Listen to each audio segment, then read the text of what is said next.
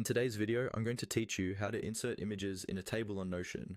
If you're using Notion tables to organize projects, products, or any kind of database, adding images directly inside your table can make everything much more visual and easier to scan. In this walkthrough, I'll guide you through the basic setup so you can attach images to your table entries quickly and confidently. First, open the Notion page that contains your table database. Make sure you're viewing it as a table, not a board or list. Look toward the top of the table, where you see all your column headers. There, you'll find an option to add a new property. Click on Add Property.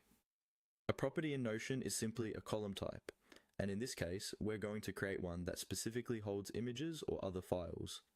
When the property options appear, you'll see a list of different property types such as text, number, select, and so on. From this list, click on Files and Media.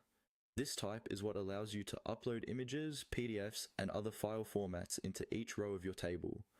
After selecting it, you can give this new property a clear name, like image or thumbnail, so it's obvious what belongs there.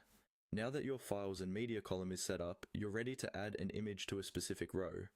Move your cursor to the empty space in the new column for the row where you want the image to appear. This will usually look like a blank cell with a light placeholder. Click on that empty table space.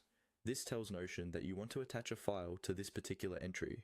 Once you click, a small menu will appear with options for how you'd like to add your file. Here, select Choose a File. This will open your computer's file browser, where you can navigate to the folder that contains your image. Take a moment to choose a clear, high-quality image if you want your table to look clean and professional. After you've located the image you want, click on it and confirm your selection. Notion will upload the file and place it directly into that table cell.